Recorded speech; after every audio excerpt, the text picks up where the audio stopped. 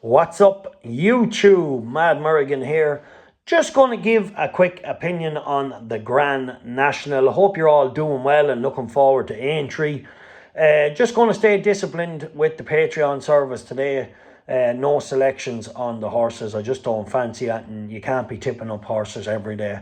I realise pretty hard that's just a mug's game.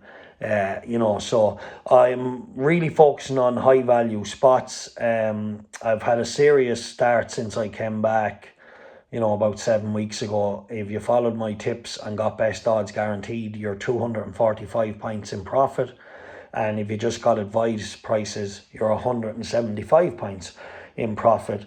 And even if you just got SP, you're better than if you got SP on all my tips, because a lot of them finish bigger prices, you're doing really well. You're around the 200 points profit mark. So well done to anyone in the service that's following.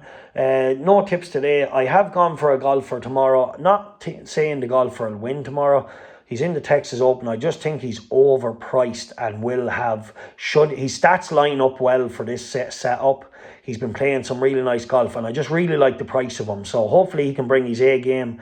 And should he bring his A game, they're paying 10 places, and this lad is a whopping price. So really hopeful he can do well. To touch on the Grand National, Vanillier definitely would be an interesting horse this year. Last year, as you all know, he was a big blowout for me, but I do see him coming back to a little bit of form, and he could warrant an each way bet this year. And I also like the Can Do Kid, Paul Nicholls' horse, big price, 20 to 1. I think he's interesting runner, has form over the fences, over shorter distances. He since won a Hennessy Gold Cup and seemed to stay really well that day, 3.25 miles. First time over that kind of trip. He ran once in Doncaster over 3 miles, but he wasn't right that day. He never jumped right. He lost his action. I'd draw a line through that run and focus more on his run when he was third over the Aintree fences over a trip too short. And then when he beat a solid horse as a Broadway boy, he beat a solid horse of Twiston Davis's when winning the Hennessy. So he's a good horse. He'll need to probably up his game a little bit to win a national, but I could see him running well, and the trip might suit him. Ewick is another little one, could be thrown in there. I did see him schooling the other day. It was a little bit, I'd like him to go maybe, look, he's never been the most natural jumper, but you think the distance and ground could suit him for sure. But maybe he'll need to jump a little bit better than what I seen of him schooling. But he can do plenty more schooling, and he was never a natural anyway, and he always figured out a way to win. So yeah, definitely interesting. Other horses like at the head of the market, you have the favourite. He's getting too short now, Intense Raffles. The ground looks like it's going to be good. He's a very good horse though, on the up, progressive. The Irish National is a great trial. Iroko, another horse, lightly raced, stays really well, could be a player.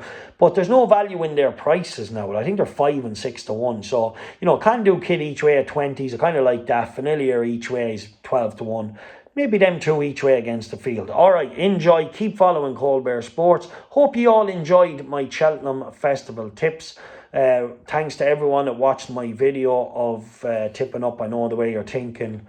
Who won the Gold Cup. 350,000 people watched my video between TikTok, Facebook, Snapchat and YouTube. So yeah, really nice to so many people got to back him. I had some, only one tip on Tuesday. Hattie Colors won.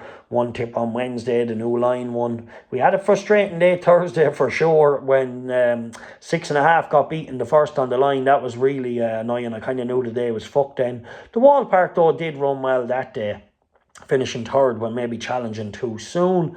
And one other horse stood the start after a false start, Pick Rock. But yeah, then we went on to Friday. We were very unlucky with the big Westerner. She let me down from massive bets. Could have done with her, would have changed a lot of things. But yeah, had her in some nice bets with singles and with the Gold Cup horse and with the New Line, Hattie Colors, but wasn't to be. So Aintree will move on. If you want to get all my best bets for Aintree, check out the Patreon service. It's a very steady approach this year, a disciplined approach. I will not have tips in every race at Aintree. I'll have 4 or 5 good bets for Aintree, and we'll focus on them. All right, take care. God bless.